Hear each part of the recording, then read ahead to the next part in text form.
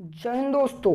साल था 1934 जब लेफ्ट विंग पॉलिटिक्स के नेता एम.एन. राव के द्वारा भारत में संविधान सभा के गठन के बारे में विचार किया गया और इसके ठीक एक साल बाद भारतीय राष्ट्रीय कांग्रेस ने भारत में संविधान सभा के लिए आधिकारिक रूप से मांग की और 1938 में भारतीय कांग्रेस की ओर से पंडित जवाहरलाल नेहरू ने घोषणा की कि स्वतंत्र भारत में संविधान का निर्माण व्यस्त मताधिकार के आधार पर चुनी गई संविधान सभा के द्वारा होगा और इसमें किसी भी बाहरी का हस्तक्षेप नहीं होगा।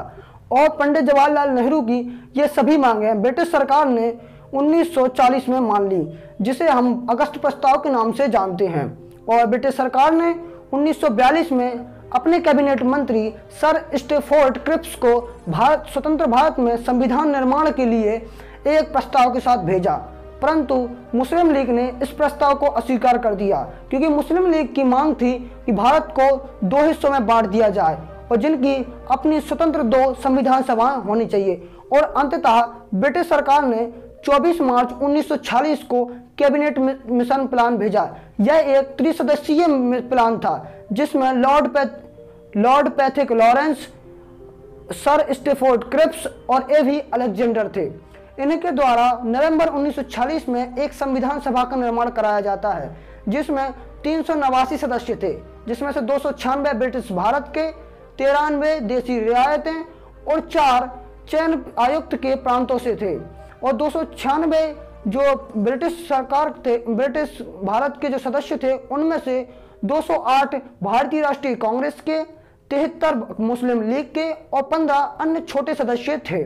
और इसके बाद शुरू होता है हमारे भारत के संविधान निर्माण की यात्रा। तो नमस्कार दोस्तों, मैं मनीष लोधी भारत के संविधान निर्माण की यात्रा में आपका स्वागत करता हूं।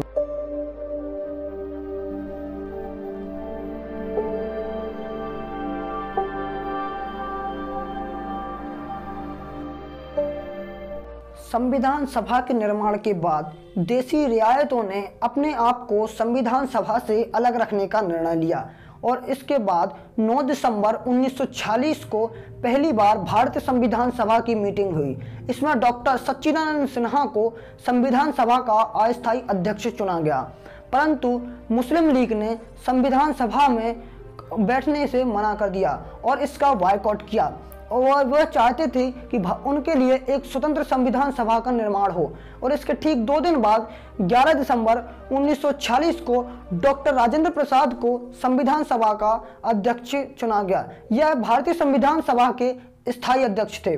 और इसके ठीक 2 दिन बाद 13 दिसंबर 1946 को पंडित जवाहरलाल नेहरू के द्वारा संविधान सभा में ऑब्जेक्टिव रेजोल्यूशन का पेश किया जाता है। यह हमारे देश की उद्देशिका थी। इसके बाद संविधान सभा ने 22 जनवरी 1947 को उद्देशिका को एक्सेप्ट कर लेते हैं और इसके बाद आता है 3 जुलाई 1947 को ब्रिटिश सरकार के द्वारा भेजा गया माउंटबेटन प्लान। इस माउंटबेटन प्लान में एक कमेटी थी, बाउंड्री कमेटी, जिसके अध्यक्ष थे रेडक्लिफ।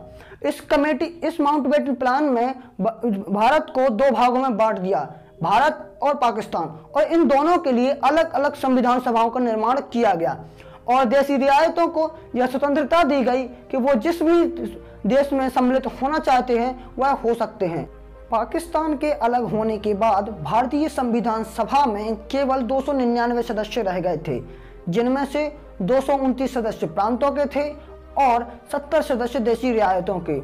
माउंटबेटन प्लान में बाउंड्री कमेटी के अध्यक्ष रेडक्लिफ के द्वारा भारत और पाकिस्तान की सीमाओं का निर्धारण किया गया था। इसीलिए भारत और पाकिस्तान की सीमा की जो रेखा है उसे हम रेडक्लिफ लाइन के नाम से जानते हैं। इसके बाद ब्रिटिश सरकार ने 18 जुलाई 1947 को इंडियन इंडिपेंडेंट एक्ट को भेजा, परंतु हमारे देश का कोई भी संविधान न बनने के कारण संविधान सभा ने निर्णय लिया कि भारत का संपूर्ण संचालन इंडियन एक्ट 1935 के तहत भारत का पूरा संचालन होगा। इसके बाद 22 जुलाई 1947 को संविधान सभा के द्वारा हमारे देश के तिरंगे झंडे को एक्सेप्ट कर लिया जाता है। तिरंगे झंडे का डिजाइन पिनगौली बेनकैया के द्वारा दिया गया था। इसका रेशियो 3:2 था। इस तिरंगे झंडे में 3 रंग थे, केसरिया, सफेद एवं हरा, एवं बीच में 24 तीलियों वाला अशोक चक्र था। इसके बाद 15 अगस्त 1947 को ब्रिटिश सरकार के द्वारा भारत को स्वतंत्र कर दिया जाता है। भारत की स्वतंत्रता के बाद 29 अगस्त 1947 को प्रारूप समिति की गठन किया जाता है। इस समिति के अध्यक्ष होते हैं डॉक्टर भीमराव अंबेडकर। यह एक 7 सदस्यों वाली समिति थी। इस समिति ने 6 माह से कम के समय में वह 141 बैठकों के साथ भारतीय संविधान का पहला प्रारूप फरवरी 1948 में संविधान सभा में पेश किया और संविधान में संशोधन के लिए 8 माह का समय दिया और अंततः 4 नवंबर 1949 को अंतिम प्रारूप भारतीय संविधान सभा में पेश किया गया और इसके बाद भीमराव अंबेडकर ने the constitutional age by settled by assembly propound को पेश किया और अंततः 26 नवंबर 1949 को देश का संविधान लागू कर दिया गया और उस समय संविधान सभा सदस्यों के 299 सदस्यों में से 284 सदस्यों ने इस प्रस्ताव पर साइन किया और भारत की संविधान सभा के द्वारा भारतीय संविधान को एक्सेप्ट कर लिया जाता है और यह संविधान निर्माण में 2 साल 11 महीने और 18 दिन का समय लगा, जिसमें संविधान सभा ने 11 बैठकें की और इस संविधान निर्माण का पूरा बजट 64 लाख रुपए था।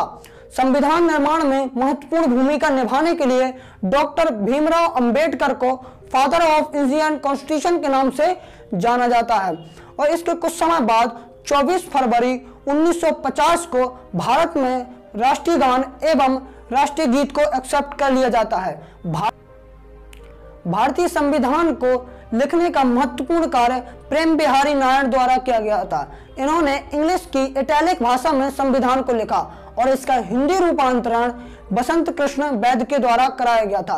अंततः 26 जनवरी 1950 को स्वाधीनता दिवस के शुभ अवसर पर हमारे देश के संविधान को लागू कर दिया जाता है। इसे हम गणतंत्र दिवस के रूप में मनाते हैं और इस समय हमारे संविधान में 448 अनुच्छेद, 25 भाग एवं 22 अनुसूचियां हैं। तो आई होप दोस्तों भारत के संविधान के बनने की ये विधि आपको समझ में आई होगी।